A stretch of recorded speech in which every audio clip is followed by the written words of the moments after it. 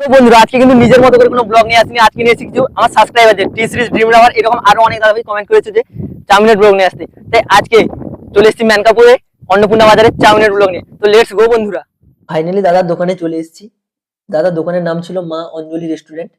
গিয়েই দেখি দাদা পকোড়া তৈরি করছিলেন এবং আরেক দাদা ডিমকে ফিটাচ্ছিলেন প্রথমে, তারপর তাবার মধ্যে দিয়ে দিলেন যেটার মধ্যে চাউমিন এর পরে তৈরি হবে।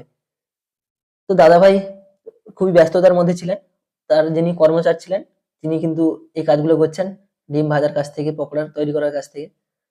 দাদাভাই শুধু হিসাবপত্রের কাজগুলো করছেন, ক্যাশ কাউন্টারে বসে আছেন।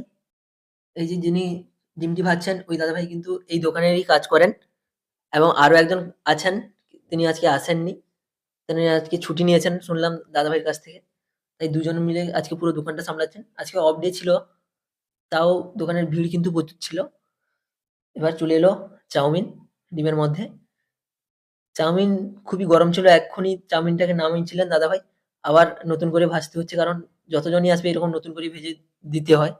এটা দাদাভাই প্রথম থেকেই এরকম করেন, কারণ সবাই গরম গরম খেতে খুব ভালোবাসে। তাই দাদাভাই কাস্টমারদের ইচ্ছে মতোই খাবার তৈরি করে দেন। চাউমিন এখন তুলে তুলে ভাজা হচ্ছে, যেভাবে নর্মালি অন্যান্য দোকানের মতো এখানটাও সেম প্রসেসই ভাজা হয়। এবার নানান রকম মশলা দিচ্ছেন লবণের কাছ থেকে। এত মশলা বলার তো আমার সম্ভব না, আমি জানিও না কি কি দিচ্ছেন। তো অনেক কিছুই দিচ্ছেন দেখতে পাচ্ছি, কিন্তু এত সবের নাম কিন্তু আমি নিজেও জানি না। তারপরে যেটা এলো চাউমিন মসলা, এটা কিন্তু আমি দেখেই বুঝতে পেরে গেছি, কারণ উপরে চাউমিনের ছবিও দেওয়া আছে। দেখে নর্মালি বোঝাই যাচ্ছে যে এটা চাউমিন মসলা। তারপরে লঙ্কা গুঁড়ো মনে হয় দিলেন। এরপরে এনারা কিন্তু পরিষ্কার পরিচ্ছন্ন দিক দিয়ে সম্পূর্ণ আলাদা রকম দেখছি। কিছু কাজ করার পরেই জল দিয়ে হাত ধুয়ে নিয়ে তারপরে আবার অন্য একটা কাজে যান। এটা কিন্তু খুব ভালো পরিষেবা, যেটা অনেকেই করেন না। কিন্তু এনারা এটা মেনে চলেন। এটা দেখেই নিজেদেরও একটু ভালো লাগলো যে এখনো কোভিডের সময় যেরকম সময় সবাই হাত মুখ ধুতেন, এখনো এই দাদারা সেই নিয়মটাই পালন করে যাচ্ছেন। তো বাই দ্য ওয়ে দোকানটার পরিষেবা কিন্তু আমার ভালো লেগেছে পরিচ্ছন্নতার দিক দিয়ে।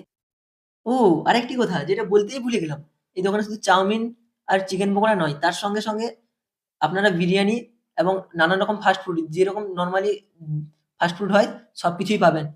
রোলের কাছ থেকে শুরু করে চিকেন রোল সমস্ত কিছুই। কিন্তু এখানে মোমো হয় না। আমি জিজ্ঞাসা করছিলাম মোমো হয় নাকি? কিন্তু মোমো হয় না। এরপরে চলে এসছে প্লেটগুলো। তারপরে আবার একটু দাদাভাই লাস্টে এবার নামিয়ে রাখবেন। তার জন্য একটা পাত্র নিয়ে নিলেন। এবার আস্তে, আস্তে করে সেগুলো নামাবেন। এবার শুরু করে দিলেন আস্তে, আস্তে করে চারদিক থেকে গুছিয়ে নিলেন ১ম এ ভালো করে। তারপরে আস্তে, আস্তে করে সবগুলো নামিয়েও নিলেন পাত্রের মধ্যে। দাদাভাই কাজটায় খুবই এক্সপার্ট না মনে হলো দেখেই। কারণ অনেক আস্তে, আস্তে হাত চালাচ্ছেন। আরো একজন যিনি ছিলেন উনি কিন্তু খুব এক্সপার্ট ছিলেন।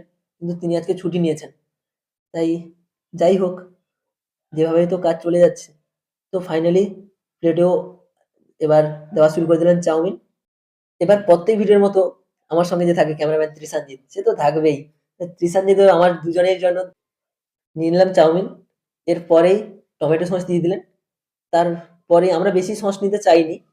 তাই দাদাভাই আমাদের অল্প করে সস দিলেন। তারপর চিলি সসটা নিয়ে নিলাম। কাসুন্দি দিবেন বলছিলেন, আমরা না করে দিই এবং স্যালাডও বেশি দিতে না বলি আমরা ১ম থেকেই। এবং আমাদের কথা মতোই কিন্তু এনারা স্যালাডও বেশি দেননি। শুধু বেশি পেঁয়াজটাই চাইছিলাম, তাই পেঁয়াজটাই বেশি করে দিয়েছেন। তো ত্রিশানজিৎও আমার মতোই অল্প করে স্যালাড নিল। এরপরে ফাইনালি আমাদের প্লেট হয়ে গেছে তৈরি।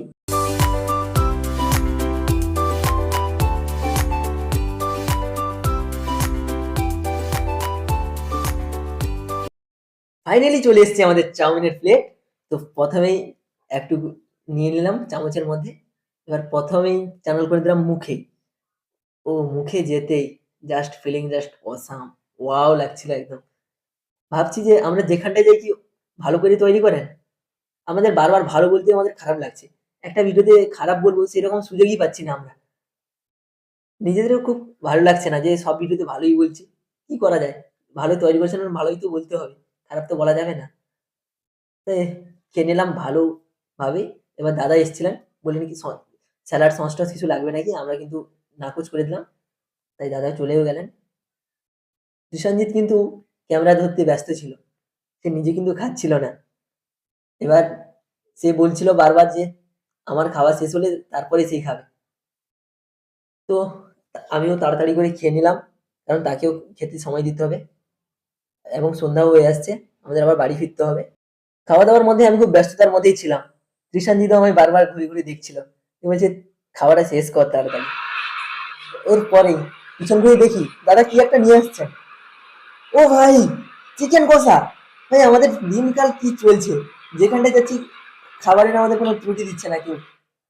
তাই চিকেন কষা পাওয়ার পর খারাপ কি বলতে পারি? চিকেন কষা ওটা কিন্তু খুব ছিল দারুণ।